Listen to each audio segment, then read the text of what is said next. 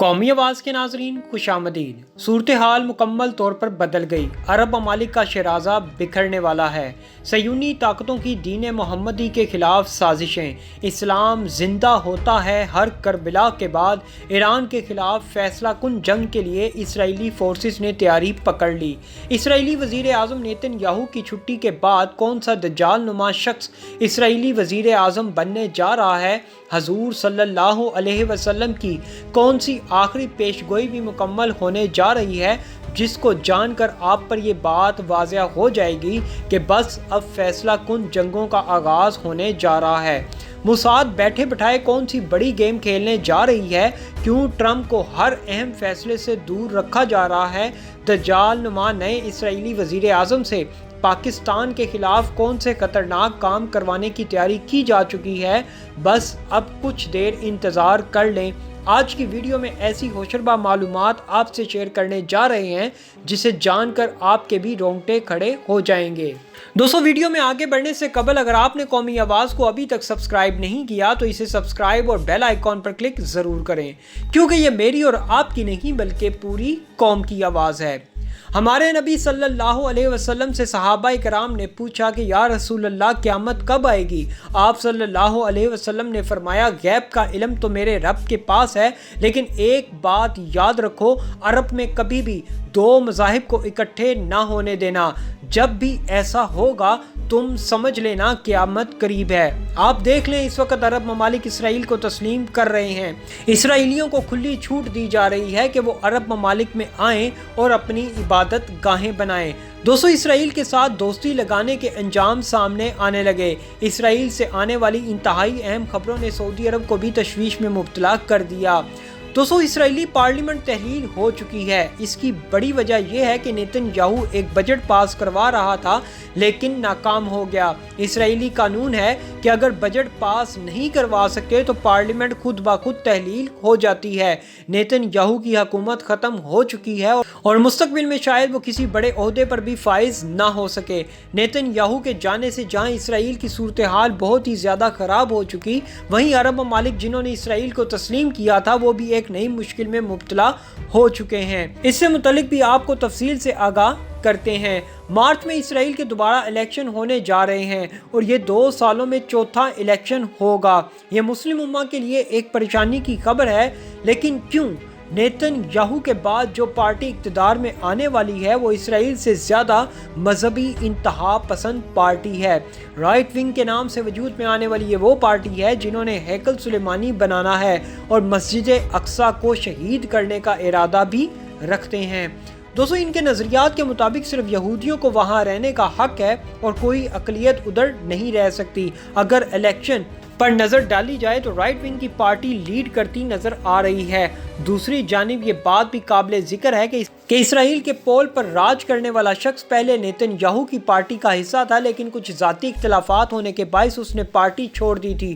اب وہی شخص اسرائیل کا آئندہ وزیر اعظم بننے کی کوشش میں ہے۔ حالات حاضرہ کا جائزہ لیا جائے تو اس کے وزیر اعظم بننے کے مواقع موجود ہیں اور ایسا ممکن ہوتا نظر بھی آ رہا ہے۔ نیتن یاہو کے دور حکومت میں مسلمانوں پر جس قدر ظلم کیا گیا، آنے والے دور حکومت میں یہ سب اس سے کئی حد تک مزید بڑھ جائے گا۔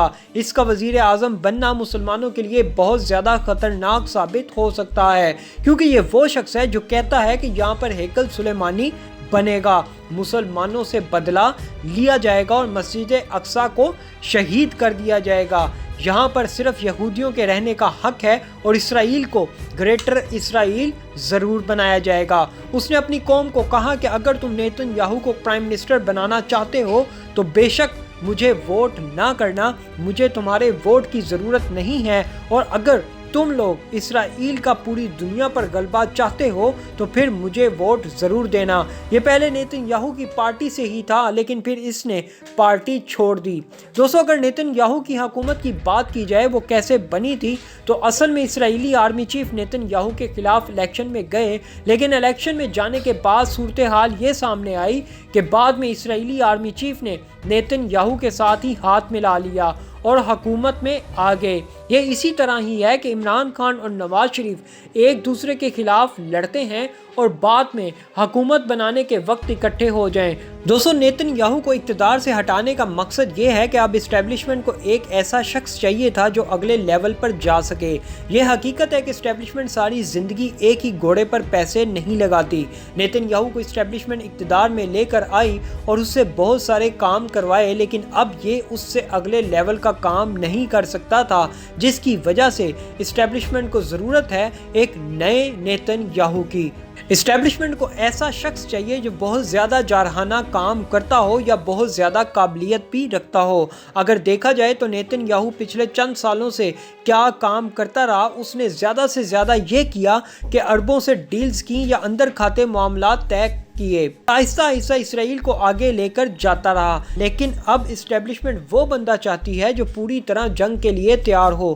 دیکھا جائے تو ان کو وہ شخص چاہیے جو پوری طرح مسلمانوں کے خلاف ہو، جیسے جو بائیڈن آیا ہے وہ بھی پوری طرح مسلمانوں کے خلاف ہے۔ اس نے پورے خطے میں یہودیوں کو غالب کرنا ہے اور گریٹر اسرائیل بنانا ہے۔ اس حوالے سے ان کو اسرائیل سے بھی ویسا ہی حکمران چاہیے جو بائیڈن کے لیول کا ہو اور مسلمانوں سے شدید نفرت کرتا ہو۔ دوستو، اگر عرب دنیا کی بات کی جائے تو اس وقت عرب ممالک میں اس وقت بہت ہی خوف و ہراس پایا جا رہا ہے، کیونکہ اس کی بڑی وجہ یہ ہے کہ محمد بن سلمان اور متحدہ عرب امارات نے جتنی بھی ڈیلز کی تھیں وہ نیتن یاہو کے ساتھ ہی کی تھیں، اور اب اس کی حکومت جا چکی ہے۔ اس کے لیے جو لابنگ کی تھی وہ ختم ہو گئی ہے۔ اب معاملات مسلمانوں کے لیے بہت سنگین ہونے والے ہیں، کیونکہ اسٹیبلشمنٹ جس بندے کو آگے لے کر آئے گی وہ مسلمانوں کے لیے بہت خطرناک ثابت ہوگا، خاص طور پر پاکستان کے لیے، کیونکہ اسٹیبلشمنٹ کو ایسا بندہ چاہیے جو بڑی جنگوں کی تیاریاں کر سکے۔